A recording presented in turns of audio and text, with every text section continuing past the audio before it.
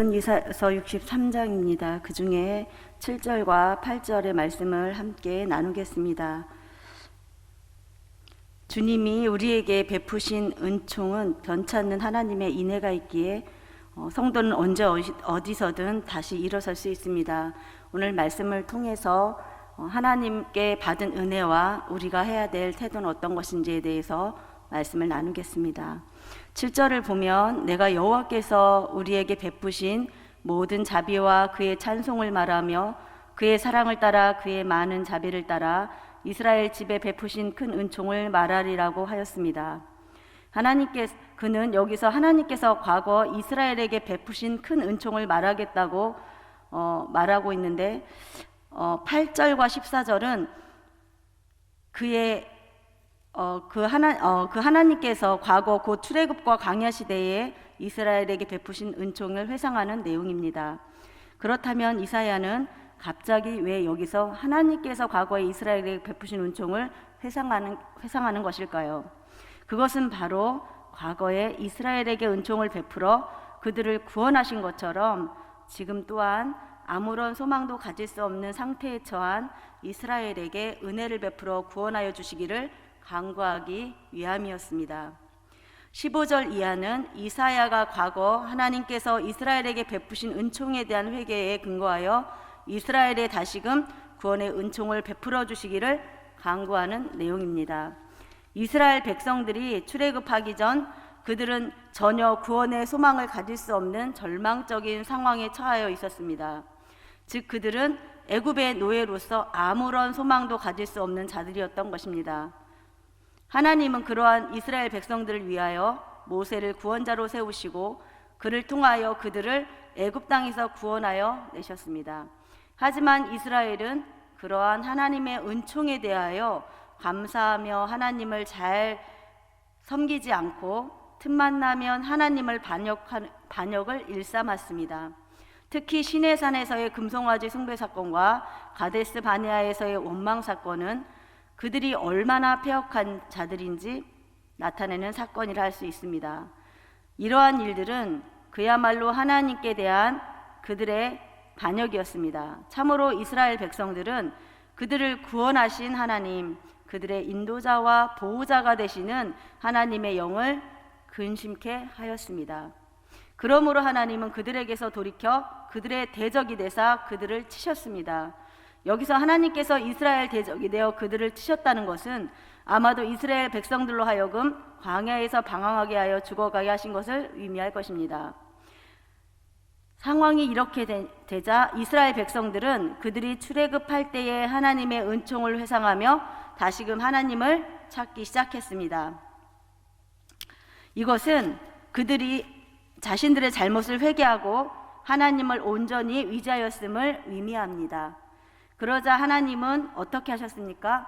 14절은 여호와의 영이 그들을 골짜기로 내려가는 가축같이 편히 쉬게 하셨도다 라고 하였습니다. 이것은 무슨 말입니까? 이스라엘 백성들을 약속의 땅 가나안으로 인도하여 안식하게 하셨다는 말입니다. 이는 하나님께서 얼마나 크신 사랑을 지니신 분인지 얼마나 신실하시며 인애가 크신 분이신지를 깨닫게 합니다. 이스라엘은 끊임없이 하나님을 대적하고 반역하였지만 하나님은 그야말로 불변의 사랑으로서 이스라엘을 사랑하셨던 것입니다. 참으로 이스라엘은 하나님을 반역하기 일쑤였으나 하나님은 그들을 징계하실지언정 영원히 버리시지 않으시고 그들을 회개하고 하나님의 도우심을 구할 때에 그들에게 은총을 베풀어 가나안의 안식을 허락하여 주신 것입니다. 이렇게 하나님은 자기 백성을 향한 사랑은 불변하며 한이 없습니다. 이사야는 바로 이러한 하나님의 불변의 사랑을 깨닫고 과거 하나님께서 패역하였던 이스라엘에게 베푸신 은총을 회상하며 현재 하나님을 배반함으로 징계를 받고 절망적인 상황, 곧 바벨론 가운데 있는 이스라엘에게 은총을 베풀어 그들의 기업으로 돌아올 수 있게 하여 주시기를 간구하고 있는 것입니다. 이사야의 회상에 나타난 바와 같이 자기 백성을 향한 하나님의 사랑은 변할 줄을 모릅니다. 우리가 잘못할 때 하나님께서 우리를 하나님이 사랑이 변했다고 생각할 수 있지만 변한 것이 아니라 변한 것은 우리이고 우리를 향한 하나님의 사랑은 절대 불변입니다.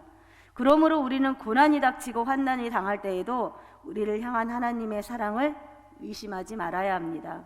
그리고 과거 하나님께서 당신의 백성들에게 베푸신 은총, 아무런 자격도 없는 우리를 무조건적으로 구원하신 하나님의 은총, 그리고 우리의 삶 속에서 한결같이 그 사랑은 너무나도 섬세하고 자애로운 사랑을 베푸시는 하나님을 바라보며 잘못된 것을 바로잡고 그릇된 것을 옳게 세우고 하나님께서 다시금 은총을 베푸시도록 간구해야 하는 것입니다.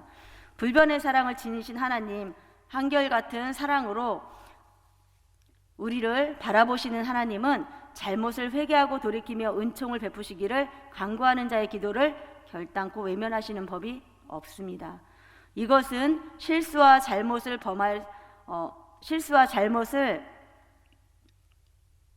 수 있는 연약한 본성을 지니고 범죄에 오염되기 쉬운 초라한 우리들조차 구원의 소망, 축복의 삶을 살 수 있는 기대를 갖게 합니다. 어떤 절망적인 상황과 어떤 비극적인 형편 속에서도 다시금 위헌이 일어설 수 있는 디딤돌이 되는 것입니다. 또한 성도가 하나님 앞에 갖추어야 할 제일 덕목은 신실한 믿음입니다. 8절을 보면 하나님께서 그들은 실로 나의 백성이요 거짓을 행하지 아니하는 자녀라고 말씀하셨다고 했습니다. 여기서 그들은 물론 이스라엘 자손들을 가리킵니다. 그리고 이스라엘을 가리켜 두 가지로 소개하고 있습니다. 첫째, 그들은 나의 백성, 곧 하나님의 백성입니다. 두 번째는 거짓을 행하지 아니하는 자녀, 즉 참되고 진실한 일을 행하는 자들입니다. 이 가운데 나의 백성이란 칭호는 하나님이 그들을 당신의 백성으로 삼으셨음을 나타내는 것으로 틀림없는 사실입니다. 그러나 두 번째 제시되는 거짓을 행하지 아니하는 자녀란 말은 어폐가 있습니다. 이는 그들의 역사를 돌아보면 너무나도 선명하게 파악할 수 있습니다. 그들이 얼마나 하나님 앞에서 신실하지 못하였습니까? 그들이 얼마나 쉽사리 하나님을 배반하는 일을 저질렀습니까? 실로 그들은 신실함이 없는 그들이었습니다. 그들은 하나님만 섬기고 그의 말씀에 절대 순종하겠다고 맹세하고 돌아서서 금방 하나님을 배반하고 불순종하는 자들이었습니다. 그러면 하나님께서 이스라엘의 그러한 실체를 모르고 이같이 그들은 거짓을 행하지 아니하는 자녀라고 말한 것입니까? 아닙니다. 하나님은 그들의 실체를 누구보다 잘 아십니다. 그분은 그분은 사람의 행동이 아니라 그 마음의 생각까지도 아시는 분이기 때문입니다. 그럼에도 하나님께서 이스라엘에 대하여 이와 같이 말씀하신 이유는 무엇일까요? 이는 그들을 향한 하나님의 기대를 말씀한 것입니다. 즉 하나님은 이스라엘 자손들을 당신의 백성으로 택하시면서 그들이 당신 앞에서 거짓을 행하지 아니하는 신실한 당신의 자녀가 되기를 기대하신 것입니다. 그리하여 하나님은 그들과 언약을 맺으시면서 그 언약을 신실하게 지킬 것을 당부하고 또 당부하셨습니다. 하나님은 그 자신이 지극히 신실하신 분입니다. 하나님께서는 거짓이라는 말이 전혀 어울리지 않습니다. 그분은 말씀이나 행위에서 절대 신실하십니다. 따라서 그의 백성과 자녀로 택함을 받은 이스라엘은 당연히 하나님을 본받아 신실해야 하였습니다. 참으로 신실함은 하나님의 백성이 갖추어야 할 덕목이라고 할 수 있습니다. 이스라엘은 이 덕목을 제대로 갖추지 못했기에 자주 하나님을 배반하고 불순종하였고 그로 말미암아 하나님의 징계를 피할 수 없었습니다. 사랑하는 성도 여러분, 오늘 우리 성도들은 영적 이스라엘로서 하나님의 백성이자 자녀들입니다. 그러므로 우리는 하나님 앞에서 신실한 자들이 되어야 합니다. 우리는 거짓을 행해서는 안 됩니다. 특별히 우리는 하나님에 대한 믿음에서 신실한 자들이 되어야 합니다. 상황과 형편에 따라 좌로나 우로 치우쳐서는 안 됩니다. 하나님이 변함없으시며 신실하듯 우리의 믿음, 우리의 삶 역시 변함없는 신실함을 갖춰야 합니다. 정녕 여러분은 하나님을 경외하고 그분을 본받음으로 신실함을 갖추며 변함없는 삶, 한결같은 삶, 진실하고 의로운 삶을 사시기를 바랍니다. 참으로 하나님께서 당신의 백성인 여러분들을 세상 모든 이들에게 자랑할 만큼 떳떳한 믿음의 신실함을 실제 삶 속에서 구현하는 오늘 또 하루가 되시기를 예수님의 이름으로